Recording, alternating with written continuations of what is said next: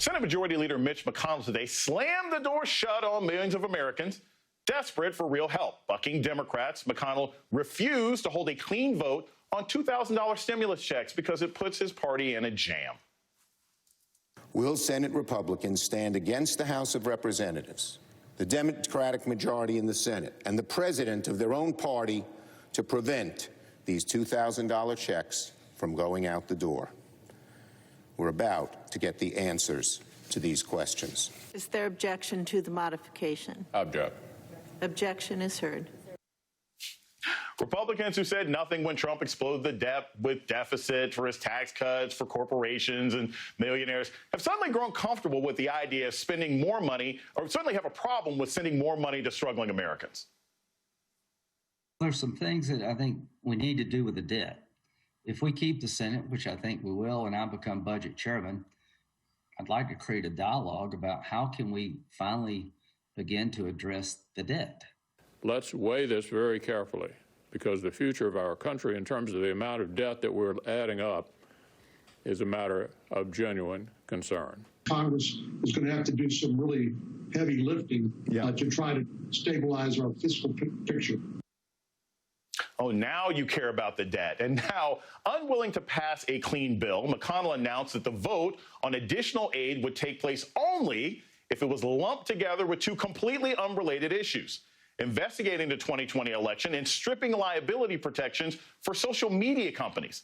Two issues that he knows are politically unpalatable to Democrats and probably to some Republicans. In a procedural move, Senators Bernie Sanders of Vermont and Ed Markey of Massachusetts plan on objecting to the passage of a major defense bill until and unless McConnell allows a clean vote on the additional $2,000. Joining me now is Senator Ed Markey of Massachusetts. Thank you so much, Senator Markey, for speaking to me this evening. I've got to start this off by just asking up front, how long can you delay a potential vote on the defense bill in order to push Mitch McConnell into a clean vote on the COVID relief? Well, we can push it at least until New Year's Day. And so we're going to continue to use every procedural tactic at our disposal in order to ensure that the Republicans are under the maximum pressure to give help to ordinary American families. They are the only obstacle right now. Trump supports it.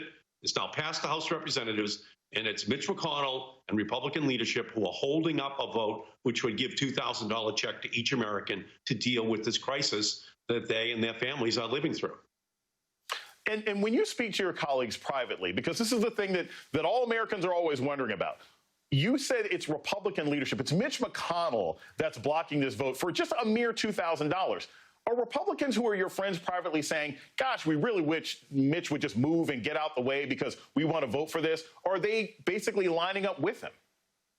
Well, we already know, as I said, that Donald Trump does, in fact, want to give a $2,000 check. We also know that Marco Rubio does. We also know that Josh Hawley does. We know that the two Republicans in Georgia do as well. So I believe that if we had this vote out on the floor of the United States Senate, that we would have more than enough votes in order to pass it and to give real help to every single American family. So it's a procedural trick that Mitch McConnell and the Republican leadership are using, because if they got out of the way, then I think the support of Donald Trump would absolutely ensure that we would have the votes to provide this help. People are in a crisis. It's an unemployment crisis. It's a healthcare crisis. There's an addiction crisis.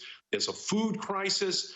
There's a crisis of faith in the American government right now, and we have a moral responsibility to move. And I think if we had the vote, it would be reflected in the number of Republican votes that we were able to garner. The same thing happened on the House floor just yesterday.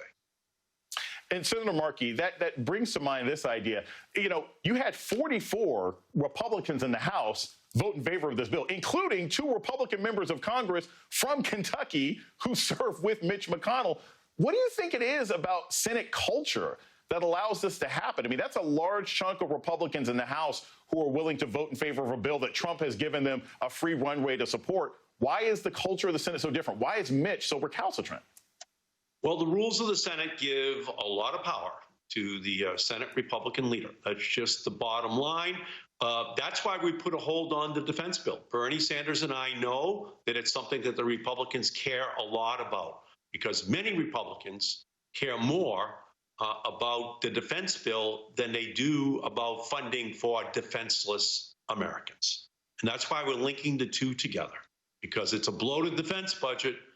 We don't hear Republicans complaining about that, all the unneeded nuclear weapons funding that is inside of that legislation, all of the other programs that just are no longer needed in the 21st century. But when it comes to helping poor people, when it comes to helping families that are desperate out there, to make sure they can pay the rent, pay the mortgage, pay for food, pay for any of the medical services which they need, all of a sudden they become born-again deficit hawks. But it doesn't translate over to the defense budget. So that's the culture we're dealing with, and that's why we're going to hold on all week so that we can put a spotlight on who it is that is holding up this much-needed relief for ordinary American families.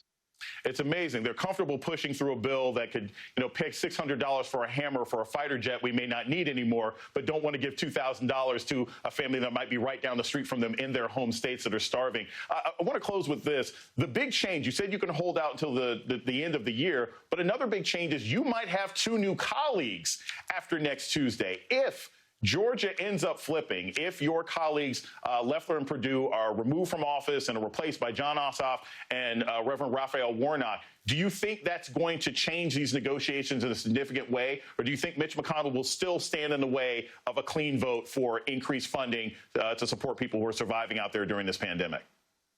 Well, we'll be in a new era. Okay, all we're looking for right now is a yes and no vote, an up or down vote on the $2,000. And I think it could have an impact in the Georgia 2 runoffs if the Republicans block a vote on helping ordinary families. But if we win those 2 seats, and their action might very well be helping us, the Republican leadership, then ultimately Joe Biden is sworn in. We have a majority in the Senate with Kamala Harris as the new vice president, breaking the ties on any votes that need to have a tiebreaker. And we're in business. We're ready to go. We have to think big. It will be very helpful if we have the majority because we have to think big. We have to act big. That's what Joe Biden wants to do. And so from my perspective, that election next week is absolutely critical because we can see this week what Republican leadership is doing that is really harming the well-being, the help that ordinary families desperately need right now.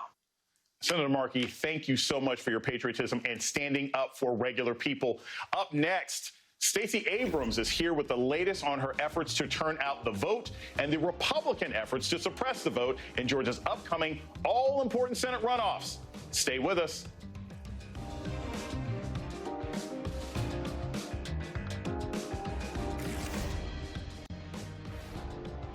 10 years